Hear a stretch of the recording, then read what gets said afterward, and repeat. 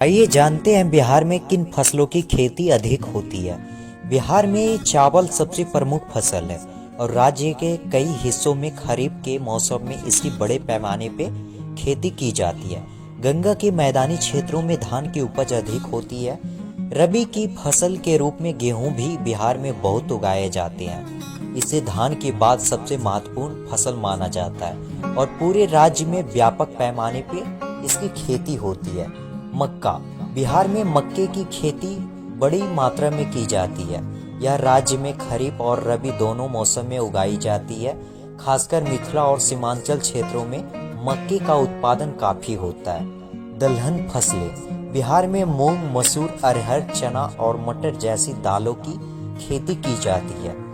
दलहनों की खेती खासकर उन क्षेत्रों में की जाती है जहां जलवायु थोड़ा शुष्क होती है। गन्ना, गन्ना बिहार की एक प्रमुख नकदी फसल है। इसका उपयोग चीनी, गुड़ के उत्पादनों में किया जाता है। विशेष रूप से पश्चिम और उत्तरी बिहार में गन्ने की खेती होती है। आलू, बिहार में आलू की खेती बड़े पैमाने पे होती है।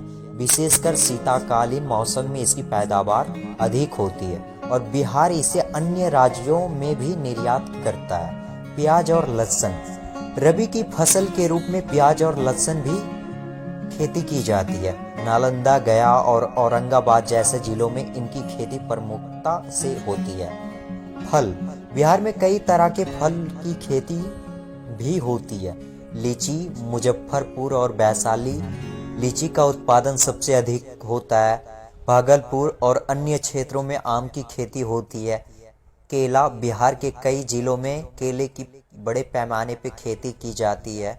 कई जगहों पे अमरूद का उत्पादन भी होता है। सब्जियां, बिहार में विभिन्न प्रकार की सब्जियां उगाई जाती है जैसे मटर, गोभी, बैंगन, मूली, गाजर, लौकी, परवल, कद्दू आदि।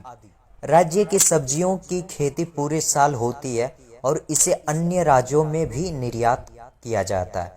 तिलहन फसलें, बिहार में सरसों और तिल जैसे तिलहन फसलों की खेती होती है। सरसों रबी की फसल के रूप में उगाई जाती है और इससे तेल का उत्पादन होता है।